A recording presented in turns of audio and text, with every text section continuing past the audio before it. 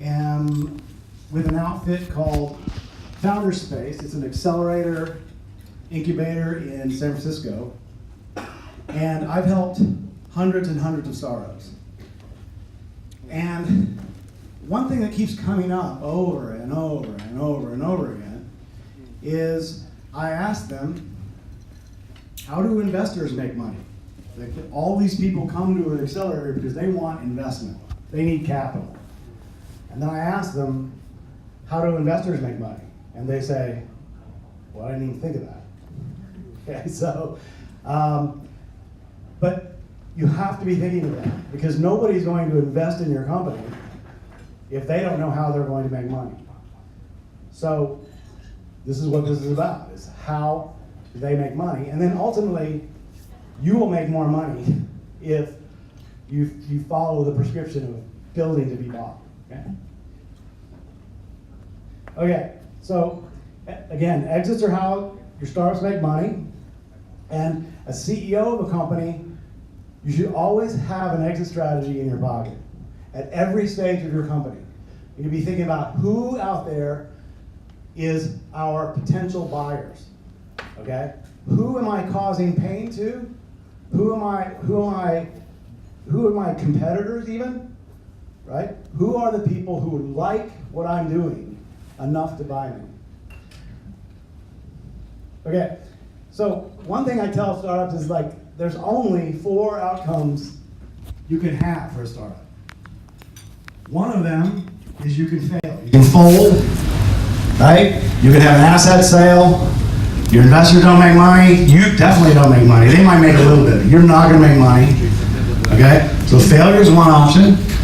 The other option is a lifestyle business. All right? This is where you go on, you got a good business going, and you're making money, you're happy, your family's happy, everything's going great. But your investors don't make any money. Okay? And they're not good. Look, if you present your business to a set of investors and it looks like you're thinking about a lifestyle business, why should they put money in your lifestyle? Like, they're just going to give you money so you can have a really nice, happy life. Wonderful. It doesn't happen. Okay? The next option, and these last two I put in yellow because this is how investors make money. One is that your company gets acquired by another company. And then the last option is an IPO. All right? We all heard about these things, IPOs. They're great sometimes. So a little bit about my history, like, why are you listening to me talk about this stuff? So I've had a front row seat from the early 90s in the entire development and the entire growth of the World Wide Web. Okay? So I was at I got a PhD in math, and I was at the University of Illinois, which I'll tell you a little bit more about that. And then while I was at the University of Illinois, I started a company called Useractive Incorporated, and that I had an exit. Now, that exit wasn't for 7 years, but I had an exit. 8 years, but I had an exit. Then I worked for an outfit called O'Reilly Media. How many here has heard of O'Reilly Media? Interesting. Okay, I'll tell you more about O'Reilly Media in a second. This is one of the most important companies in the world as far as the internet goes, and nobody's ever heard of it. Then after I left O'Reilly Media not that long ago, I started a company called Mathable, and then I had an exit.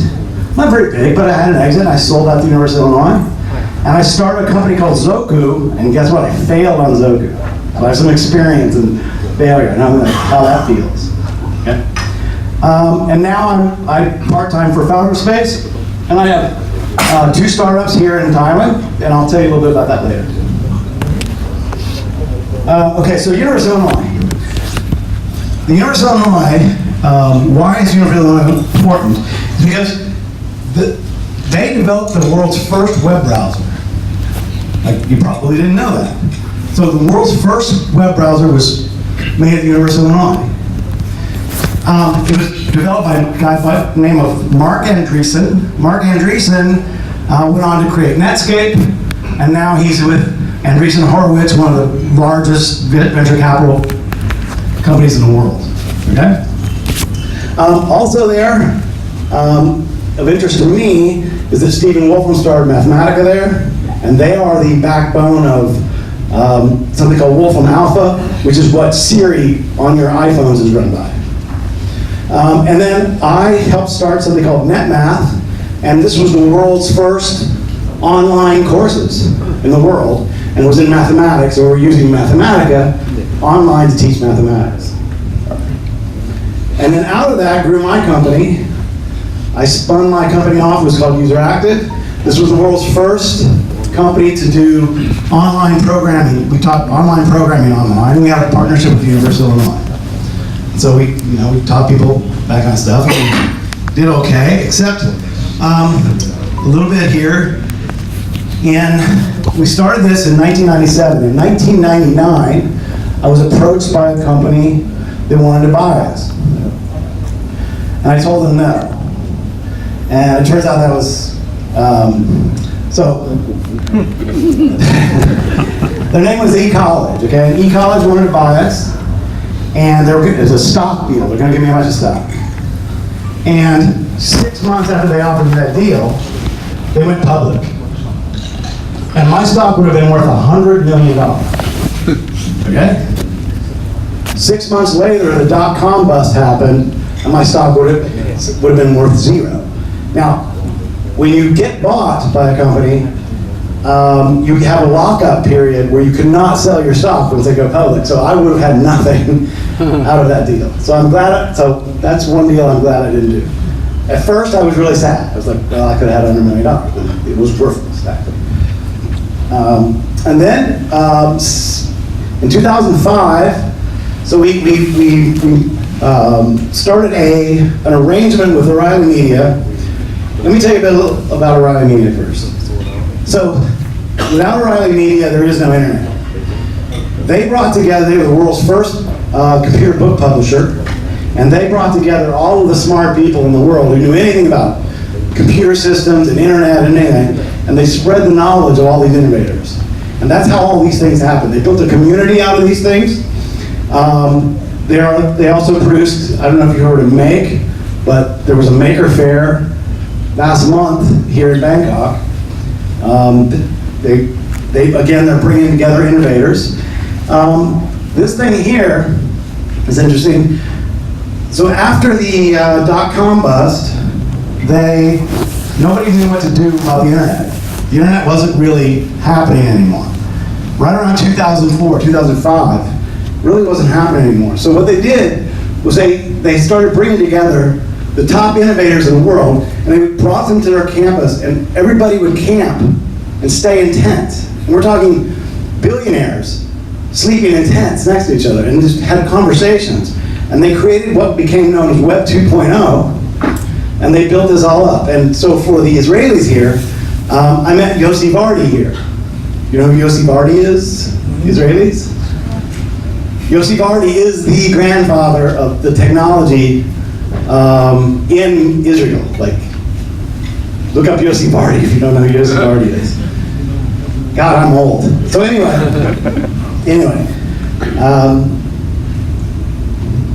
so that's O'Reilly Media. They bought me.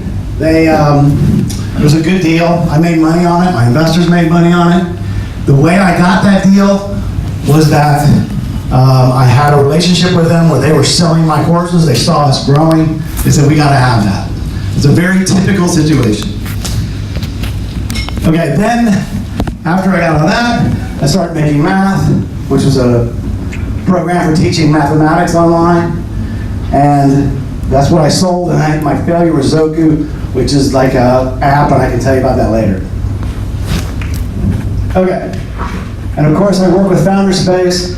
They're one of the leading accelerators in San Francisco and Silicon Valley. They focus in on education, those kinds of things. They're number one in the world for number one in Silicon Valley for foreign startups. So, all right, now let's get to the nitty gritty here. So, let's talk about the market for exits and the types of exits. So we've all heard about these exits. This is the 25 top exits in history, right here. We've got Alibaba up here. We've got Google over here. The blue ones are the IPOs. The pink ones are the acquisitions. And these, you know, like you've got WhatsApp in here. Okay, WhatsApp, you know, was bought by Facebook. So these acquisitions are happening by some of these bigger companies. And the size of the dot is how much money they raised before they went public or before they got bought. And one thing to notice here is that, did you know Google was never a unicorn? So for those who don't know, a unicorn is a company that's worth $1 billion, has been valued at over $1 billion as a private company. But Google actually was never, they didn't raise that much money actually. It's fascinating. So their investors made a lot of money. Let's see who else is up here. Interesting. Spotify, of course, just went public not very long ago. Okay. But the trend overall has been for IPOs to go down. It used to be, if you look back here, 1990, the exits were like mostly IPOs. Okay? And this trend has been going down, especially since 2000. There's about half as many IPOs now as there were back in 2000. That's a trend that's been happening. But the M&A activity has either been going up or it's stayed the same. Okay, so like last year in the United States alone, I think there were 6,000 events in M&A events in the United States. Now, side note, relevant to Thailand. So, you know, the IPO situation in Thailand, it's actually growing. It's going up. So is the M&A activity, it's going up.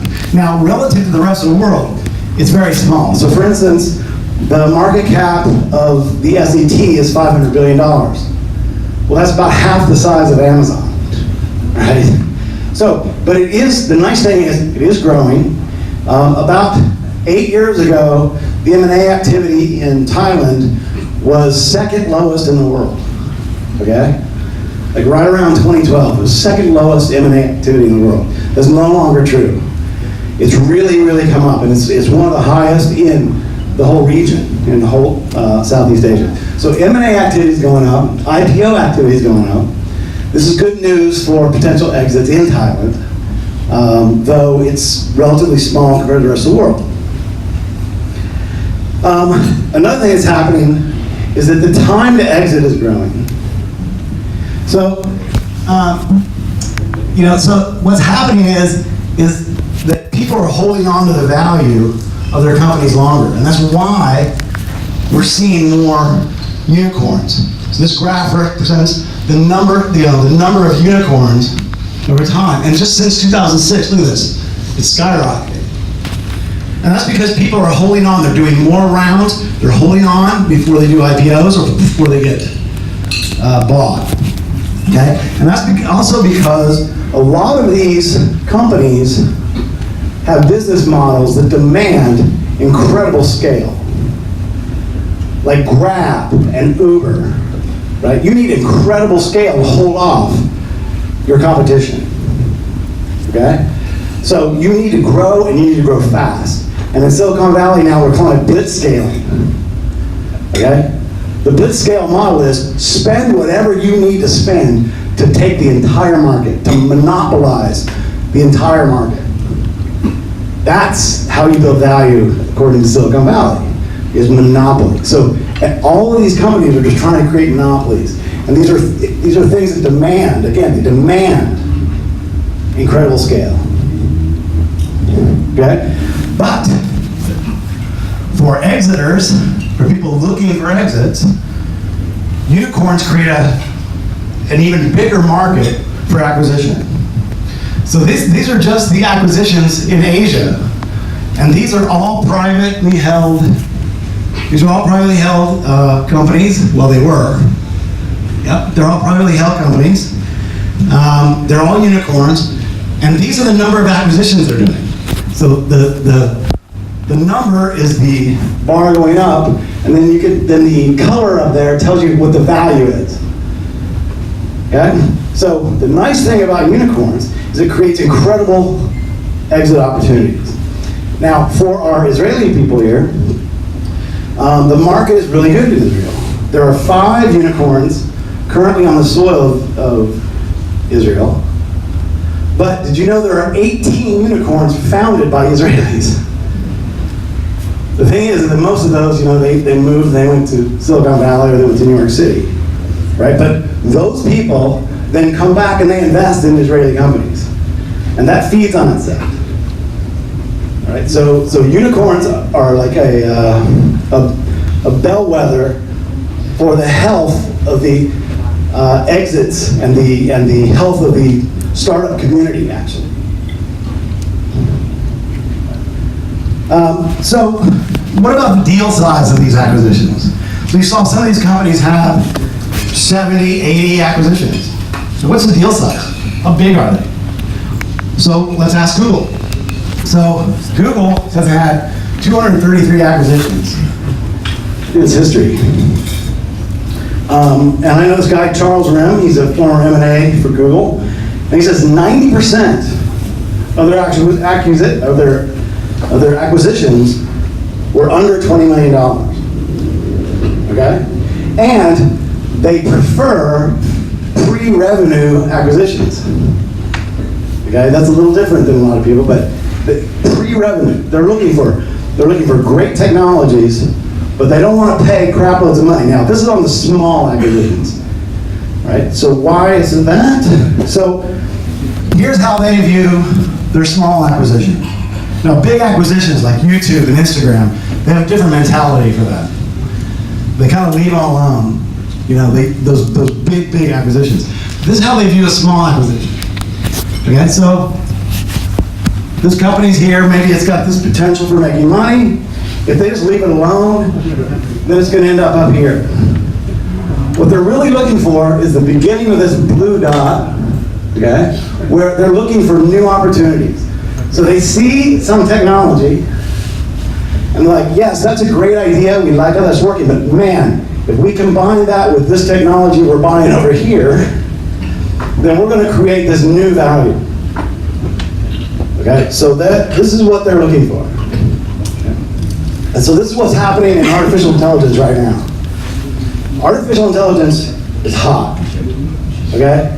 Every startup here, every technology startup here should have some idea of how they're going to use artificial intelligence. And really, artificial intelligence right now, as it stands, is relatively easy. And you think of it as a new way of programming a computer. It's actually an easier way to program a computer to get it to do what you want than the old way. And if you think of it that way, then you're going to have ideas about how you're going to be using it. But the other thing that's really, really important is that it all depends on data. So right now, there's a land rush going on for data. So if you can get a hold of a database or a set of data that nobody else can get, you automatically have value to these companies.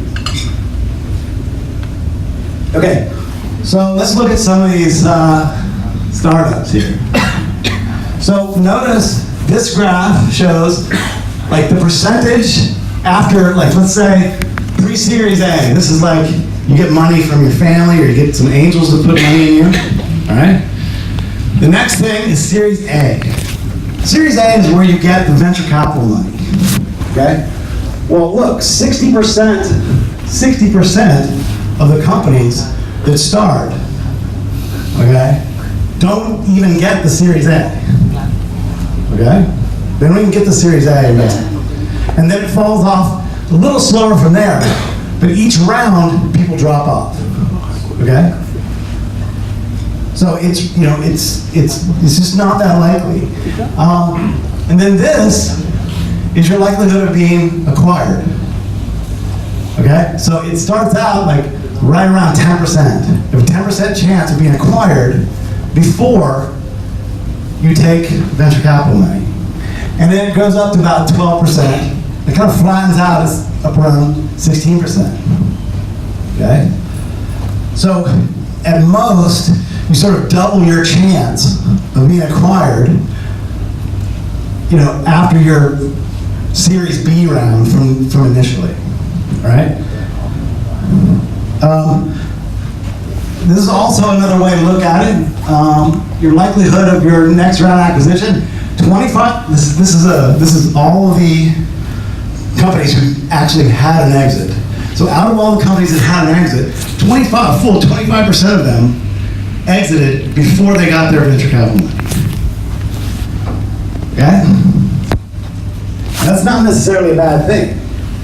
Right? We're all thinking, nobody starts a company really thinking, well, at least I haven't met any who start a company thinking, I'm going to make my company, I'm going to sell it for $10 million.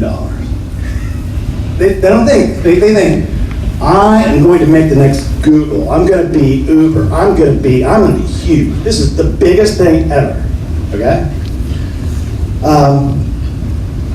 I'm just here not to dampen that enthusiasm, okay? But I'm here to tell you that $10 million is a lot of money. Yeah, this might not be your only startup. Right? Most of the people who start these companies that become huge had several exits before they had the $1 billion thing. So reality versus dreams. Okay? If you succeed, most will exit for less than 20 million bucks. Now, I want to rescale that for Thailand, okay? Just put it in baht. All right? You know, I know, like this is $20 million in this country is an IPO, okay? So just rescale it. I'm from Silicon Valley. It's outrageous, okay? It's too expensive. I get it. But anyway, you should factor that in your business model.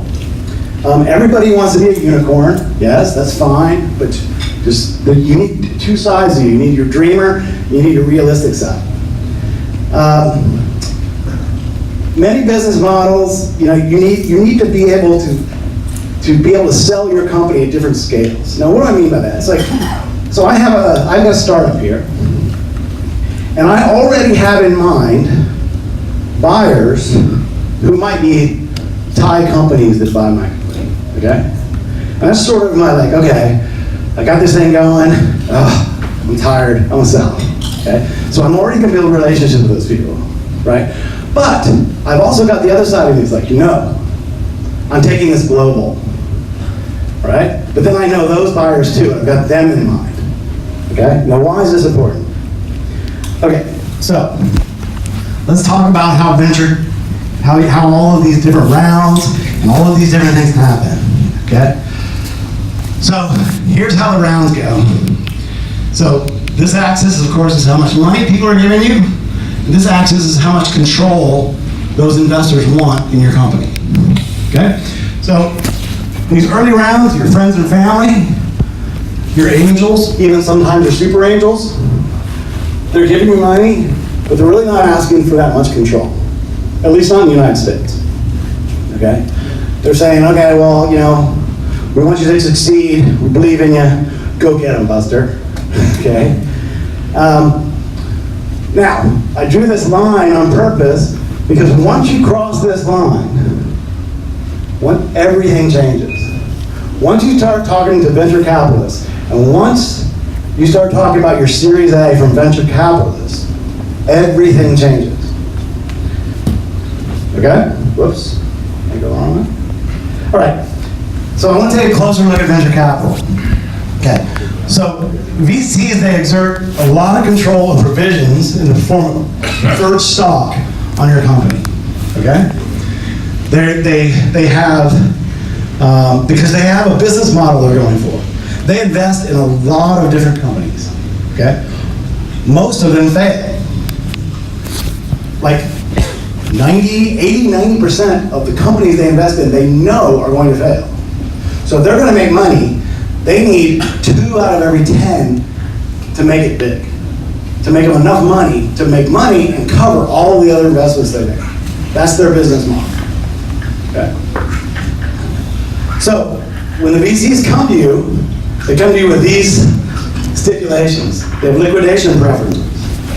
So when you sell the company, they get their money back. Sometimes they say, when you sell your company, no matter how much you sell it for, I get 2 times, 3 times my money back before you get any money.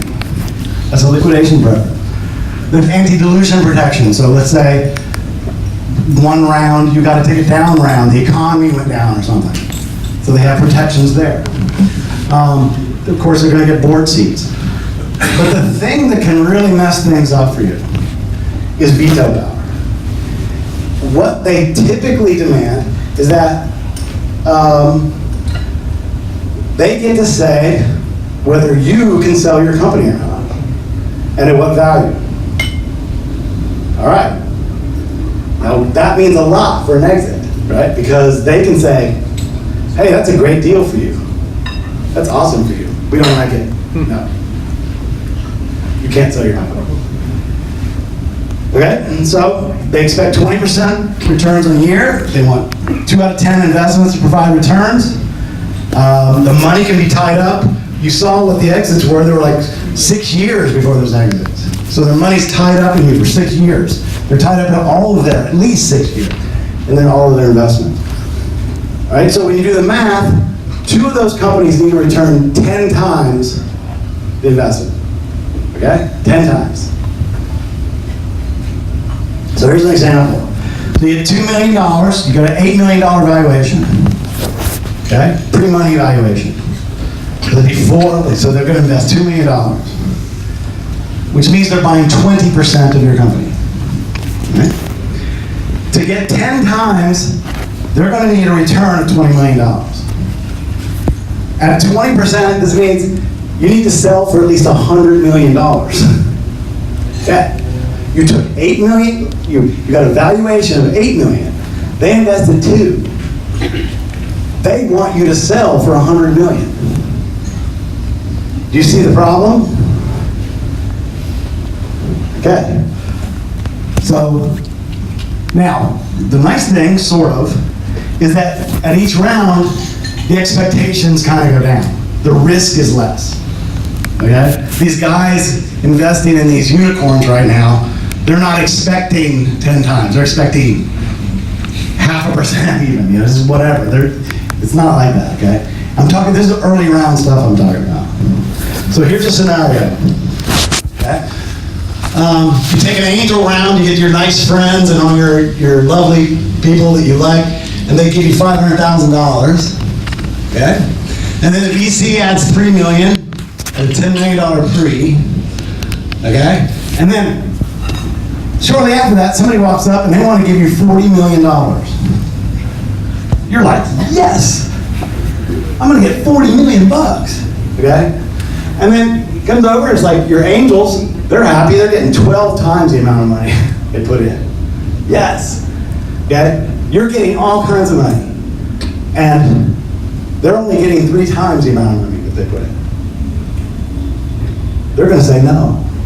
I think you get more. Okay? I have a friend this happened to. This exact same thing happened to. Okay? And here's what happened. They got an offer. It was right around $40 million. The venture capitalist says, no, we believe in you. We think you can do better. No, no, no. A year later, they folded. He got no money. 0. Okay? So, so what I'm saying here is there's an inflection point. And what you need to decide, do I want to try to exit now, or do I want to take this money? And really, it's like, if you're going to take a Series A money, what you're saying is, I'm ready to go big. Okay? I'm going for $100 million or more. I'm really going for it. Okay? Now, before you take that money, you still have a chance. You still can, there's other options you can do. Okay, so let's suppose you're ready to exit, or you've taken your money, you've got all this stuff. Maybe you've taken your Series A. What do buyers want? Well, in Silicon Valley, a lot of those $20 million deals is they're just buying your talent. Like, it's difficult to find talent in Silicon Valley. So they'll just go ahead and, hey, those guys, that's a really good team. Let's just buy them. And the going rate is $1 million per employee. It doesn't mean the employees are getting $1 million. It just means the company's getting $1 million and we're taking your employees. That's called an acqui-hire. Maybe there's a product gap. You're offering something, fits right into what they want to offer, and they see that, and they want that product. Sometimes they just want your customers. You've got a really good customer base, and they want those customers. Or you've turned on a customer that they already have, and that customer tells them, hey, I want you guys to work with them. Okay? A lot of times, you're a strategic threat. This is a good one. This is a good one for you to imagine. I want to be a strategic threat. Yes. Okay? I want to cause disruption to where somebody has to buy me or they're in trouble. Okay? And a defensive move. Sometimes they just don't want the competitor to have you. Okay? What will drive them away? Now this is where people don't think about this very much, but this is very, very important. Especially that first thing, the IP ownership, okay? Your trademarks, any patents, any copyrights, and something nobody thinks about, all the contracts for every single thing that was made for your company.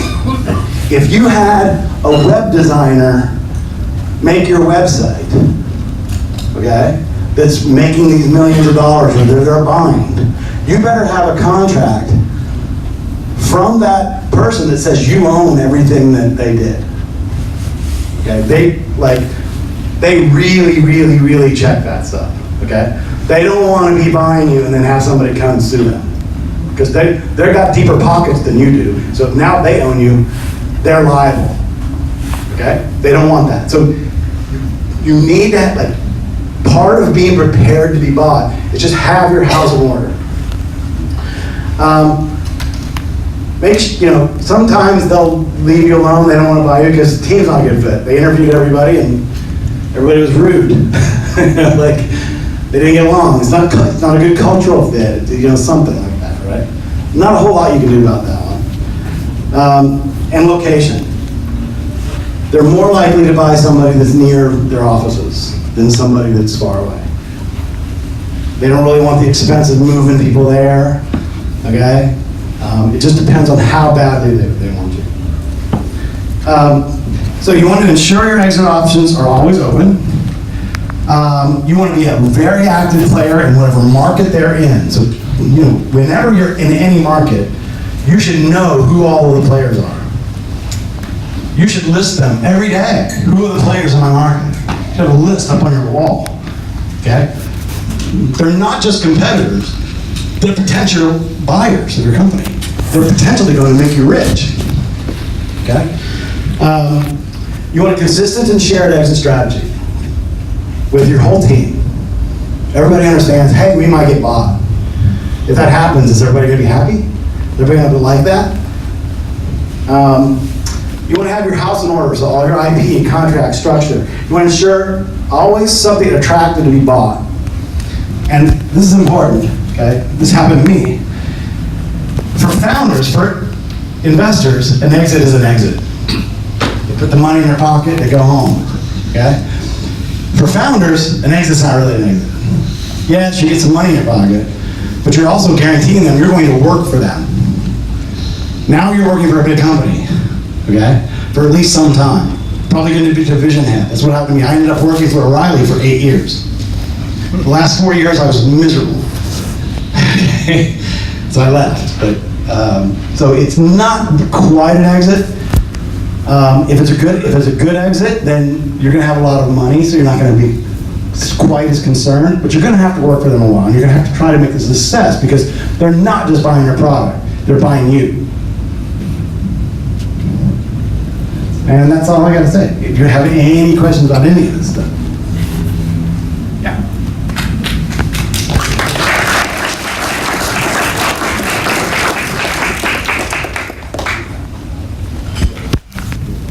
Okay. So my question is for the maybe like the first time founders or inexperienced founders, like when they have an offer for an acquisition, something like that, what they should think about before they take the offer or denying the offer. Like they know that like maybe they're not Mark Zuckerberg that they can turn down and make the fix Facebook, but they don't want to be Snapchat that like they turn down the offer and then a big company come around and hire all the developers and copy their ideas and something like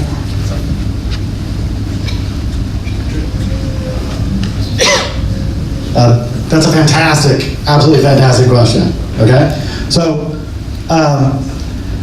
let's give an example, okay? So on one side, you've got Google. Google was on the verge of selling their company for $750,000, okay? They were like, they didn't have any money, they were out of their garage, okay? And Excite, who doesn't even exist anymore, Excite was going to buy them for $750,000, and they were like, yeah, we should take it. Okay? And luckily for them, an investor stepped in and gave them $750,000 to don't do this. Here, there's $750,000. So, if they sell too early, they've given away an opportunity, right? That, look at them now, right? So, that's one side. You know, the other side is, I know many people who turned down offers, okay, who ended up with nothing.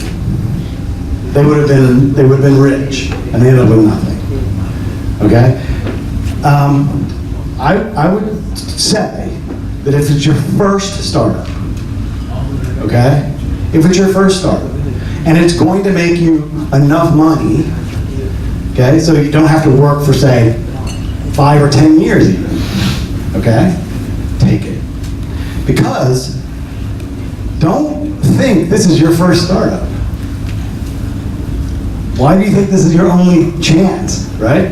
And now you've got the money to take more risks and maybe do bigger things. There are many more people, okay, who've done that, who've taken a few things and then made it really big. There's so many more of those people than there are Larry Page and Sergey Brin. There's so many more of those people. Okay, so if it's going to make you some money that you can sit at home and now think of your next big idea, I would say go for it. These are life-changing events. Okay, it's going to change your life. Yes, you didn't become Google, okay, but you changed your life, and now maybe you come up with your Google.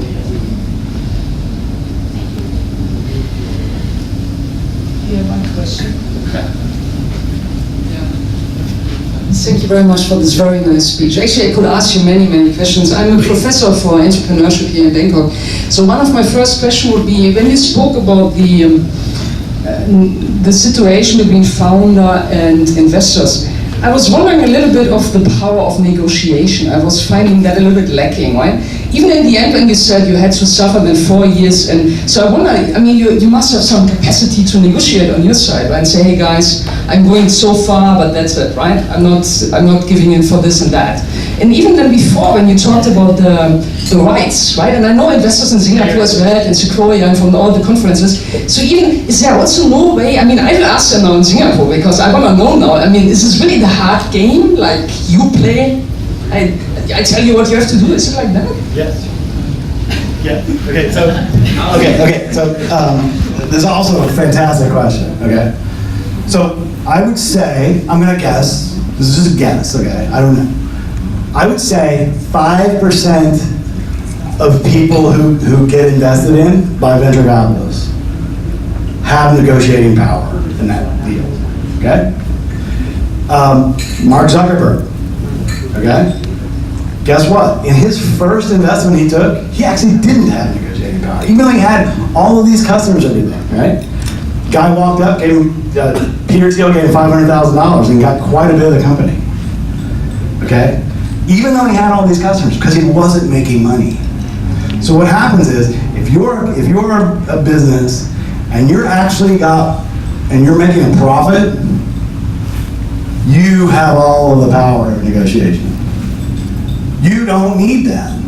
You want them because you want to scale your business, okay? But it's not like you're gonna have to sell your house and you're gonna go broke and all that kind of stuff, right? Then the other thing is if you own some kind of IP patent, okay, that they can't get done anywhere else, that also gives you negotiation power. So most of the time, everything is based off of how much does somebody believe you're going to succeed, okay? And then also, just how much of a bullshitter are you, okay? Like if you're really, really, really good at bullshit, then sometimes you've got a lot of power, okay? So there was a company in Silicon Valley called, I think it was called Linky. Linky, is that right? I think it's Linky. It's a very famous company now, Linky. And Linky, this kid, he was 21 years old out of Stanford, and he was really, really good at giving presentations, okay? And he got $25 million on a convertible note without a cap. They loved him. They thought it was the greatest thing ever, okay?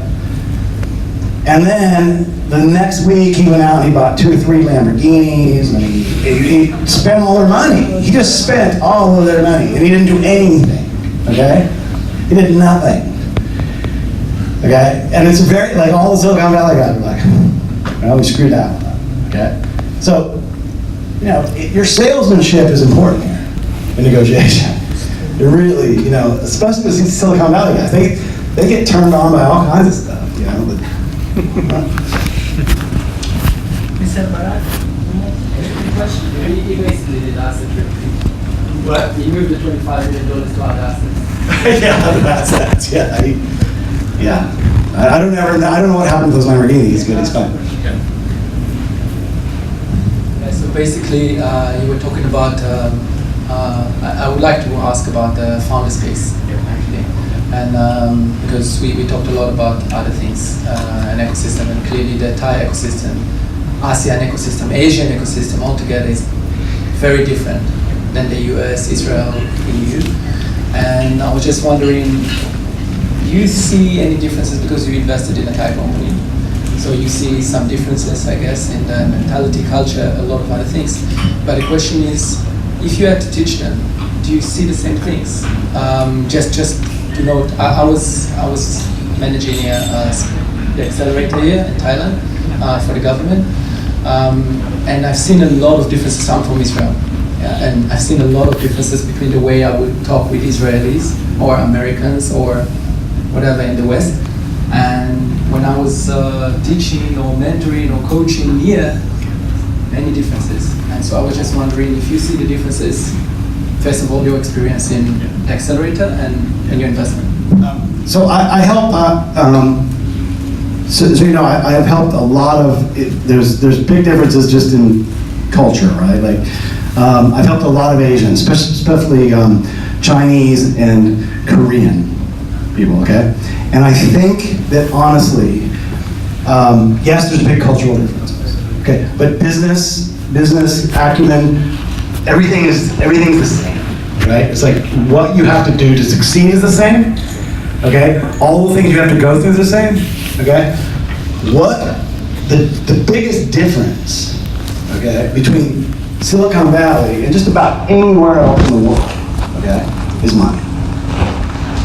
It really comes down to like, but it's, well, okay, it's more than money. Because New York City has a lot of money too, but they don't have nearly the Silicon Valley. So it's money and also like the willingness to take big risks, okay? Tolerance for risk, okay? Shanghai, I have all these Shanghai companies. Shanghai, they got crap loads of money in Shanghai. And they can't squeeze investment out of these people, right? They get craploads of money and they just can't squeeze investment out. So what's happened in Silicon Valley, and it's happening in Israel, okay? It's happening in these places, is honestly, the culture and everything will change once Bangkok has a strong unicorn, okay? Look what's happening in Jakarta. I swear, like, probably the same types of things people were saying, oh, the culture, da, da, da, okay? Gojek, right? They raised $2 billion, $4 billion, I don't know. It's outrageous, right? And now, all kinds of money from Silicon Valley is going into Jakarta in all kinds of startups. It becomes a magnet, and it creates talent. And then once those people have money, right, then they invest. And those are the best investors, right? The ecosystem needs successful people to feed the system, right? That's what's happened in Silicon Valley. They got a few success, like Apple happened and Intel happened, and then their employees became rich, and what they do, they start venture capital firms, they start investing, right? They're hooked on the risk. And so honestly, like, my biggest thing is like, this entire city, this entire country needs to do whatever it can to try to create a unicorn. Now, the problem with that is that there's actually not enough money in Thailand to create a unicorn. Okay? They need, I don't think there's a unicorn in the world. I've been trying to find, I don't think there's a unicorn in the world without Silicon Valley money in it. Even the Chinese ones. They have Sequoia Chinese, right? It's all coming from Sequoia and Draper and all these people, okay? Because they have so much money. Some of these funds are $20 billion funds. They're like, spend it. So I'm working with some people here. We have an idea about how to attract Silicon Valley money, okay? And how to structure companies with the US in a way that makes it easy to invest in those companies. Okay? Because there's structural issues. I mean, we have a story here, she's here. I'm not gonna say who it is, but we have a story here where, you know, the Shark Tank people want to invest in a company here, okay? And they can't really figure out a way, right? You know, the structures here, the laws, the regulations, all these different things are, they just don't understand it, and they, you know what? They'd rather think about something else, right? Yeah, exactly, they're singable. So, but we think we have a way, and we're working on that.